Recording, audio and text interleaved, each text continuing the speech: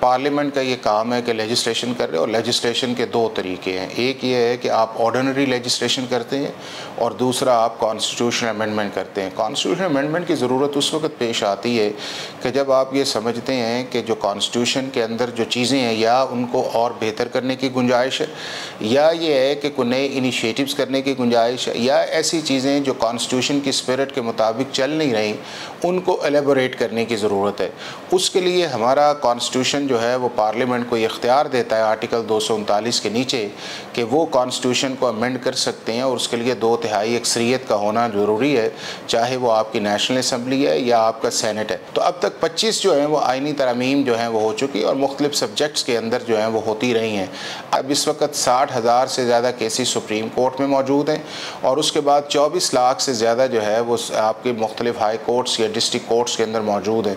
अब उसके लिए ये है कि आप एज ए पार्लियामेंट के तौर पे या गवर्नमेंट की रिस्पॉन्सिबिलिटी ये है कि इन इश्यूज़ को एड्रेस करे, और स्टार्ट जो है वो आपका पाकिस्तान की सुप्रीम कोर्ट है। अब सुप्रीम कोर्ट के अंदर जब आपका केस आता है जो एक आम आदमी का है, तो साल साल यहाँ पे लगते हैं और उनकी बारी नहीं आती। फिर हमारी पॉलिटिकल क्वेश्चंस, आपके कॉन्स्टिट्यूशनल इश्यूज़, ये सारे सुप्रीम कोर्ट के अंदर जब जाते हैं तो अच्छा खासा वक्त जो है जो आम पब्लिक का होता है वो इस तरफ चला जाता है, और फिर यहाँ के ऊपर जो है वो इंसाफ के लिए लोग जो है वो दर बदर के धक्के खाते हैं और अपनी जो केस लगवाने के लिए स्ट्रगल करते हैं। और केस स्ट्रगल जो इवन फर्स्ट हेयरिंग जो है वो भी बड़ा मुमकिन मुश्किल है कि जी आप उसको जो है वो अर्ली उसके तौर पर करें, साल साल से वो नहीं लगता। अब पाकिस्तान के कॉन्टेक्स्ट के अंदर 2006 के अंदर जितनी बड़ी मेजर पोलिटिकल पार्टीज़ थी उन्होंने एक COD साइन किया जो PMLN और उसके बाद आपके पीपल्स पार्टी थी, और उसके अंदर एक शिक ये भी थी कि हम इस मुल्क के अंदर एक कॉन्स्टिट्यूशनल कोर्ट बनाएंगे जो सुप्रीम कोर्ट के अलावा है,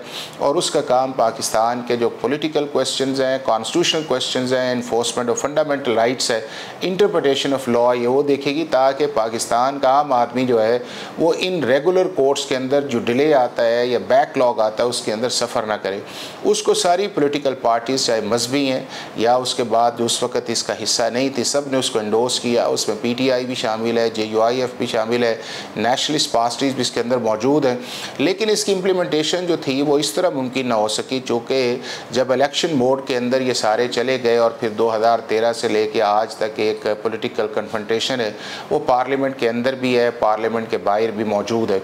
अब ये है कि अगर गवर्नमेंट ने एक स्टेप्स लिया तो बुनियादी तौर पर उन्होंने 4 चीज़ें जो हैं जो इस पर कंसेंसस है पूरे पाकिस्तान के जस्टिस सेक्टर्स के लोगों का या इवन पॉलिटिकल पार्टीज़ का। नंबर 1 ये है कि पाकिस्तान के जो मौजूदा जुडिशल सिस्टम है इसके अंदर बेहतरी लाने की ज़रूरत है, चूँकि इसके अंदर इतना डिले या बैकलॉग है जिससे पाकिस्तान का आदमी सफ़र कर रहा है। दूसरा उसके अंदर ये है कि पाकिस्तान के हाई कोर्ट्स और सुप्रीम कोर्ट्स के अंदर बार बार जाके हमने पॉलिटिकल क्वेश्चन लेके गए हैं, उससे वहाँ पे एक कंट्रोवर्सी क्रिएट हुई है, उसको ख़त्म होना चाहिए। तीसरा ये है कि पाकिस्तान के अंदर जो जुडिशल अपॉइंटमेंट का प्रोसेस है उसको बेहतरी की गुंजाइश करनी चाहिए, चूँकि उसके अंदर ऐसे लोग लेके आएँ जो पाकिस्तान के जस्टिस सिस्टम को जेन्युइनली सर्व करें, और उसके अंदर मेरा जज, आपका जज, मेरा चीफ जस्टिस, आपका चीफ जस्टिस वो ना आए। उसके बाद अगला ये है कि जो जजेस की अकाउंटेबिलिटी इस तरह होनी चाहिए कि जहाँ पे उनकी फाइनेंशियल मिसकॉन्डक्ट आता है वहाँ पे इंटेलेक्चुअल मिसकॉन्डक्ट भी हो, कि अगर कोई शख्स जज जो है वो काम नहीं करता या उसके जजमेंट ज़्यादा सेटिसाइड हो रहे हैं या उसके बाद ये है कि उसका कॉन्डक्ट ऐसा चला गया है तो उसको एक प्रोसेस के ज़रिए जो है वो अवॉइड किया जाए और उसके बाद सुप्रीम जुडिशल काउंसिल के अंदर एक टाइम लिमिट के अंदर उसका फ़ैसला किया जाए। ये सारी पाकिस्तान के लोगों की डिमांड। और फाइनली ये है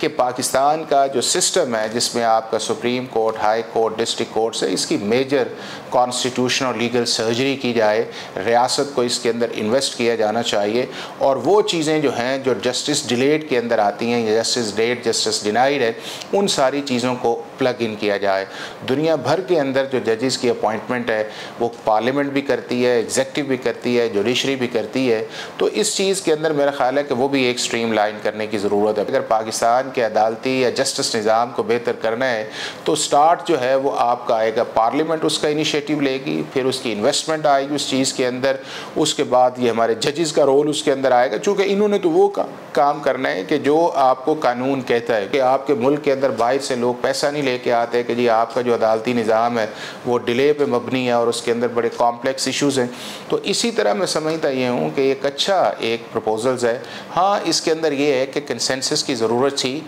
वो जिस लेवल पे हुकूमत को करनी चाहिए थी वो उनसे हुआ नहीं है, और एक कन्फ्यूजन जो क्रिएट आई है उसकी वजह से मैं समझता हूँ कि गवर्नमेंट जो है वो बैकफुट पे गई है। लेकिन ये है कि अगर कंसेंसस कर लेते हैं, सारी पॉलिटिकल पार्टीज़ को मिला लेते हैं, और मेरा नहीं ख्याल कि कोई भी ऐसी पॉलिटिकल पार्टी जो है उसके अंदर ये जाए कि जी शायद किसी को टारगेट है। जब आपके ये जो चीफ जस्टिस बनने वाले हैं ये भी अपनी जगह रहेंगे, जो मियाद है या एज है वो भी एक्सटेंशन की तरफ नहीं जा रही, तो एक ऐसी चीज़ जिसको सारी पाकिस्तान की पॉलिटिकल पार्टीज़ या जस्टिस सेक्टर के अंदर एक अच्छी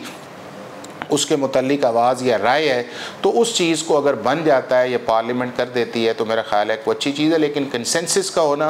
मिनिमम एजेंडे के ऊपर आना और उसके बाद इंफॉर्मेशन को शेयर करना जो है वो इम्पॉर्टेंट है। क्योंकि जिस मुल्क के अंदर इंसाफ या अदालतें डिलीवर नहीं करती वहाँ पर रूल ऑफ़ लॉ नहीं आता, वहाँ पर इन्वेस्टमेंट नहीं आती, वहाँ पर एक वेलफेयर स्टेट का कॉन्सेप्ट नहीं आता, और ना ही मुल्क के अंदर ना मुल्क के बाहर जो है उस मुल्क की इज़्ज़त होती है, ना ही ये है कि आपका कारोबार नपता है, ना ही उसके अंदर ये है कि जिसने क्राइम किया उसे डर होता है, या जिसके साथ ज़्यादती होती है उसे पता होता है कि मुझे जो है स्टेट के इदारे जो है और स्पेशली पुलिस जो है या आपके जो कोर्ट सिस्टम है ये मुझे रेस्क्यू करने आएगा। तो मेरा ख्याल है कि जितनी भी बेस्ट प्रैक्टिसेस हैं वो सारी की सारी जो है वो हमें अडॉप्ट करनी चाहिए, और अगर पार्लियामेंट ने ये इरादा किया है तो उस इरादे के अंदर मुख्तलिफ पार्टीज़ जो है बजाय इस चीज़ के सिर्फ क्रिटिसाइज़ करें उसकी काउंटर प्रपोजल्स लेके आएँ। चूँकि पार्लियामेंट का काम जो है वो लेजिस्लेशन करना है, पार्लियामेंट का काम जो है लोगों के वेलफेयर के लिए काम करना है, और अगर वो एक तजवीज़ लेके आए हैं आप उसके मुकाबले में एक दूसरी तजवीज़ लेके आएँ, वो एक और लेके आएँ आप एक और लेके आएँ, तो जो अच्छी तजवीज़ है वो पार्लियामेंट का काम है उसको अमल करें, ताकि पाकिस्तान जो है